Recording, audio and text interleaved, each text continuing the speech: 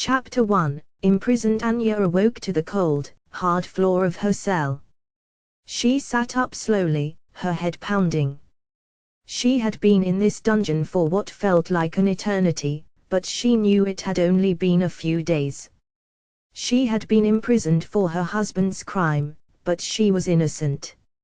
Anya's husband, Thomas, had been accused of stealing a precious artifact from the royal palace. He had been caught in the act and sentenced to death. Anya had begged the king for mercy, but he had refused. He said that she would have to pay for her husband's crime by serving life in prison. Anya knew that she had to find a way to escape. She couldn't spend the rest of her life in this dungeon. But how? The guards were always patrolling the hallways, and the walls were too thick to break through. Suddenly, Anya heard a noise. She looked up and saw a small, rat-like creature scurrying across the floor. It stopped in front of her and stared up at her with its beady black eyes. "Hello," the creature said. "My name is Rookie. I'm here to help you." Anya was stunned. She had never seen a talking rat before. "How can you help me?" she asked. "I have a key," Rookie said. "It's the key to the dungeon door." Anya's heart leaped with joy. "Can you give it to me?" she asked. Rookie nodded and handed her the key.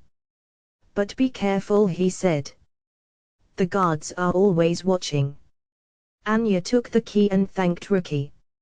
She waited until she was sure the guards were gone, then she crept to the door and unlocked it. She slipped out of the dungeon and into the night. Chapter 2. The Riddles. Anya ran through the castle grounds, her heart pounding in her chest. She didn't know where she was going, but she knew she had to get away. She burst through the castle gates and into the forest.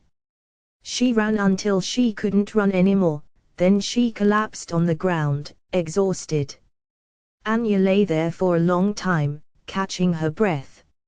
She listened to the sounds of the forest around her, the wind rustling through the leaves, the birds singing in the trees. It was so peaceful, so different from the dungeon. Anya closed her eyes and thought about what she should do next. She knew that she couldn't stay in the forest forever.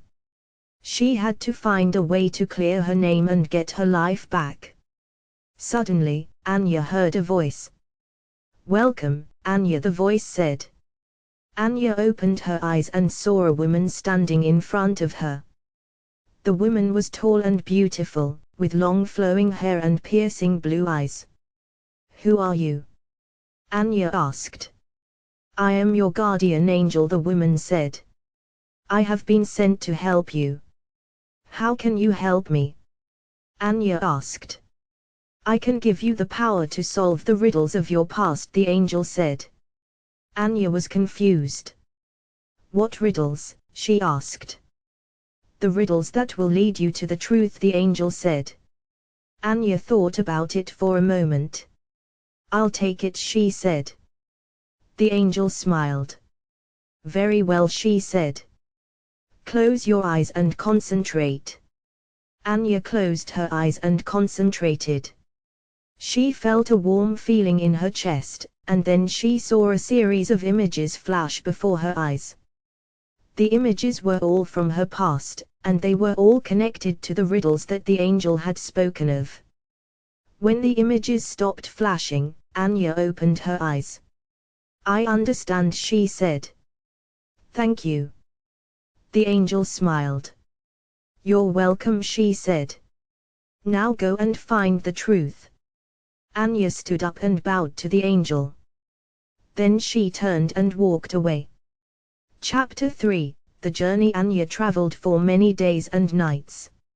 She followed the clues that the angel had given her, and she solved the riddles one by one.